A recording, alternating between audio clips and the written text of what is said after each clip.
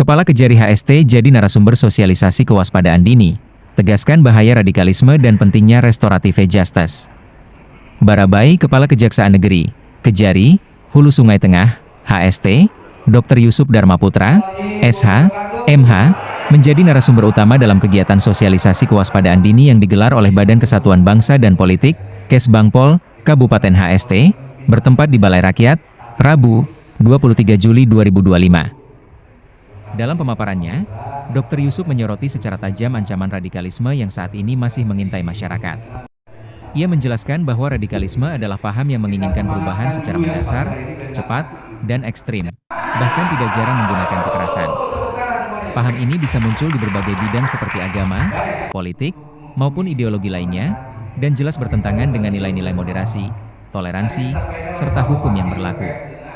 Kita harus waspada terhadap penyebaran paham radikal, baik melalui media sosial maupun lingkungan sekitar, tegasnya.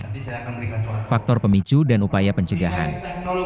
Dr. Yusuf memaparkan 6 faktor utama penyebab radikalisme, yakni 1. Ideologi dan keagamaan. 2. Sosial dan kultural. 3. Ekonomi. 4. Politik dan keamanan. 5. Teknologi dan media. 6. Pendidikan.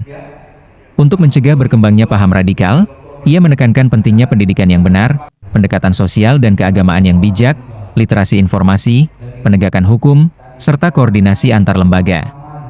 Pengawasan aliran kepercayaan, dugaan ajaran menyimpang di Desa Jarani. Melalui tim Pakem, pengawasan aliran kepercayaan masyarakat, Kejari HST juga terus melakukan pemantauan terhadap potensi aliran menyimpang di masyarakat. Salah satunya adalah munculnya ajaran yang dikenal dengan tamat sembahyang di Desa Jarani. Ajaran ini dipimpin oleh seorang pria yang menyebarkan paham bahwa kewajiban ibadah seperti salat dan puasa sudah tidak perlu lagi dijalankan. Hal ini memicu keresahan di tengah masyarakat karena menyimpang dari ajaran Islam. Kami terus melakukan langkah-langkah preventif, seperti memperkuat pemahaman agama sesuai syariat, meningkatkan literasi keagamaan, dan membangun kesadaran masyarakat terhadap bahaya ajaran menyimpang, ujar Dr. Yusuf. Peran Rumah Restoratif Justice. Di akhir penyampaian, Dr. Yusuf juga menjelaskan pentingnya penerapan restoratif justice atau keadilan restoratif.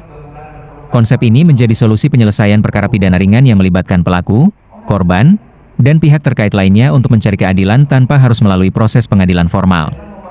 Rumah Restoratif Justice yang kami bangun bukan hanya sebagai tempat musyawarah mufakat, tapi juga sebagai pusat pelayanan hukum kepada masyarakat, tandasnya.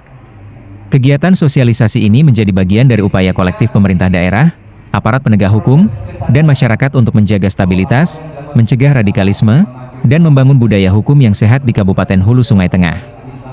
Reportase News Fakta Hukum dan HAM Kabupaten Hulu Sungai Tengah Hendra.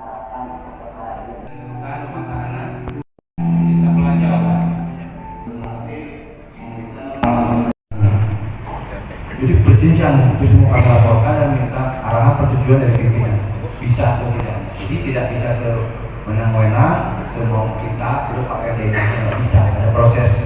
Tapi kalau memang semua persyaratan terpenuhi, insya Allah bisa kita lakukan.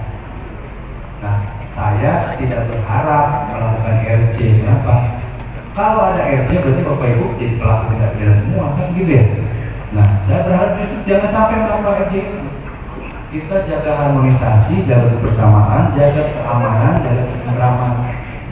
Tidak hanya radikalisme tadi, tapi juga keamanan di sekitar kita perlu kita jaga bersama. Baik, demikian Bapak Ibu hal yang bisa saya sampaikan. Ridho, mohon ikhlas dari pihak terkait semua. Bila taufiq hidayah, wassalamualaikum warahmatullahi wabarakatuh.